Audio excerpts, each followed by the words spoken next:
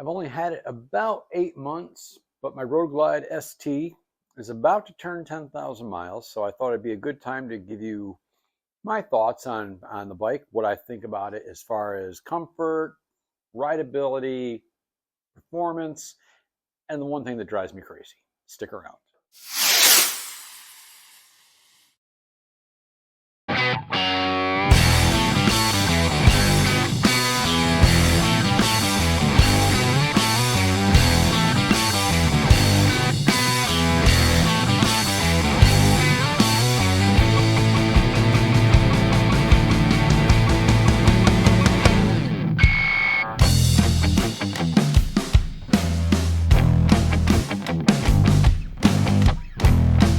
Hey everyone, welcome back to the garage.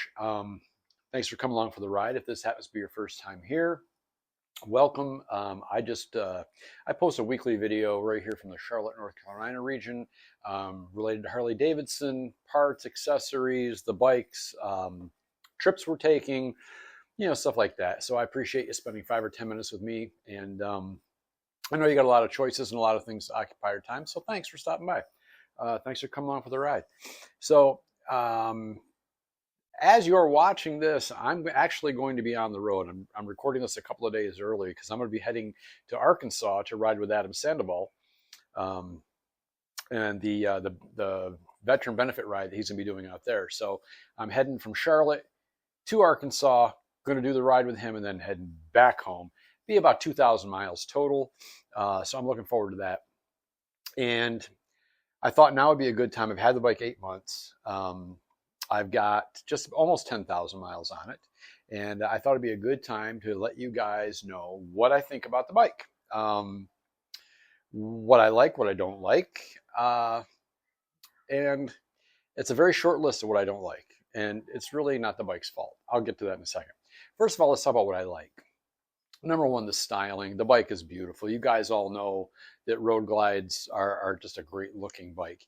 And what I've tried to do is, black Road Glides are a dime a dozen. Mine is not unique by any means, but I just wanted to try to make it, a little bit. And as you saw in the footage, I've got the Harley emblem on the windshield, the one logo on the fairing, little American flag icons here and there. Nothing drastic, but just something to set it apart a little bit as far as styling goes. So styling, I give it a 10. It's a gorgeous, gorgeous bike. Comfort, again, with 10,000 miles on the bike, I've done a lot of riding down to Daytona and back. Absolutely love it. The ergonomics, where my feet are placed, my hands are placed, my butt, everything is just a extremely comfortable bike for long touring. It's just a great bike. And I'd expect nothing less for a $30,000 touring bike. One of the things that really adds to the comfort, though, especially for the long trips, is the CC Rider seat that you saw that. I've done a review on that seat. Infinite Rider just did a review on his seat. He was very pleasantly surprised. I've been telling him for months what a great seat CC Rider makes. And I know a lot of you folks out there are thinking, how good can the seat be? Some of them are like mine was only like $100. Some are $250. How good can it be? Just trust me. Just buy one and put it on your bike, and you will absolutely love this seat. I've given a couple away. I have one for the Lowrider ST here in the garage. I have one on my bike right now. They're the nicest seat, comfort-wise, quality-wise, that you're going to find for the money. I'm sorry, you can spend $700-800 on a Saddlemen and spend months breaking in, where this thing, pop it on and ride it. It's already broken in. There's none of that nonsense. You just ride it and you're comfortable. It's a great seat. Holds up under the long haul. You'll love it. So that adds to the comfort. And I put on the Harley Davidson Get a Grip grips because, again, the stock grips, we all know the rubber stock grips are horrible. My hands were falling asleep with those. And so I upgraded to Get a Grip. They're my favorite. I put them on all of our bikes. They're great. They're good looking. I get the black ones, of course, but you can get the chrome, depending on your bike. But so that adds to the comfort as well. The bars, that's a big deal with folks with their bars, their arm placement. The stock bars, are down nice and low. And They weren't uncomfortable, but they were okay. Now, on a previous bike, I had the factory 47 12-inch, the meat hook. I was getting tired of the meat hook look. So what I did with this bike is I just took my stock bars and rolled them up about 5 inches. It doesn't hit the fairing when I turn all the way, and it just gives me almost an ape hanger type feel. It really places them nicely. If you go too far, then they're just not comfortable. It's really weird. But you got to find that sweet spot, and for a long ride, I mean, extremely comfortable. So yeah, those are the stock bars that you just saw in that little snippet. And I love them. I'm very happy with those. I've added a few other things, not really related to comfort, but I put the Hogworks pork chops saddlebag guards. Those are great in case anything happens and you lay the bike over to protect the saddlebags, because they're a lot of money. And little cosmetic things like that. So comfort wise, the bike is great. Stylish, it's great. Performance, let's talk about how this thing performs. It's got the 117. I've done nothing to the motor other than maintenance. I haven't done a cam. I did put, obviously you got to put pipes on. I've got my Chromeworks slip-ons, but other than that, I've really done nothing to the motor, and it purrs. I mean, it's got all the power I'm ever going to need.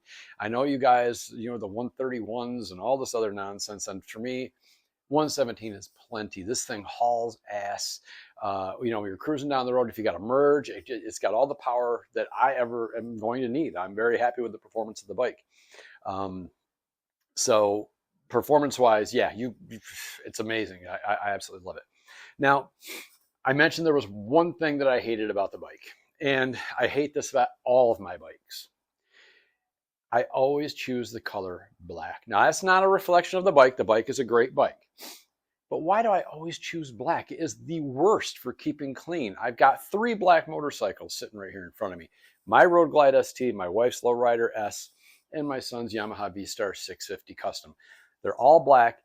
I cleaned them like a day ago, and they're all you can see is dust on them already. When I bought this bike, I almost went with that, what was it called? The White Sand Pearl. I almost went with the White Sand Pearl. Wouldn't show as much dust, would have been, I could have, but but nothing looks better than a black bike when it's clean. But I got to tell you, it's really tough keeping these things clean, especially when I got 3 of them. It's like I'm always out here wiping down a bike. I give my son credit. He got all the hose out and all the cleaning stuff and took his bike out in the alley, and he cleaned that thing. I mean, he did a great job.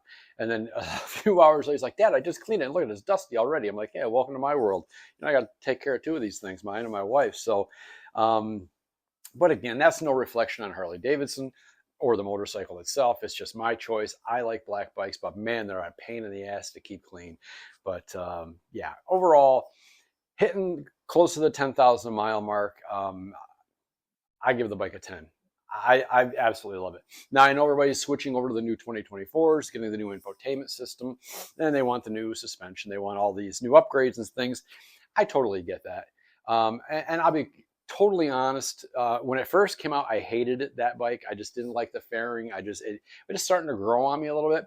And, trade value wise, I'm buried because the values of these older style bikes has plummeted. So I'm not trading this in anytime soon. If I didn't own anything on this thing, would I consider getting a 2024 after test riding them? Absolutely. I would consider that. I probably would still stick with black. But the 2024 is an amazing bike. They made some great upgrades to it. It's beautiful. I like them. And but I'm very satisfied with what I have here. I thought the price, I got a very fair deal when I bought it. Now the new 2024s have gone down in price when you compare them, adequately, equally to last year's model. Now I did ride that CVO ST Road Glide. That bike I would not consider buying just because it's $40,000, and I just don't feel that that the upgrades warrant the price. That's a lot of money to spend on a motorcycle, and it just wouldn't give me anything more. But a regular Road Glide with a few added accessories in that 25 to 28 range, yeah, I'd consider doing that in the future. So you never know. You may see a new bike in here in the next year or 2. But right now, I cannot be any happier than I am with this Road Glide ST. If you can find one at a local dealer, at your local dealer, grab it because they are discounting these things to make room for the 2024s. And they've got 1.9% financing. So you can get a really good deal, have a nice low payment on an unbelievably great bike. That's all I have this week. If you guys have any comments, if you like it, if you don't like it, tell me what you think of yours. Just comment down below, and ride safe, ride often. I'll see you in the next one.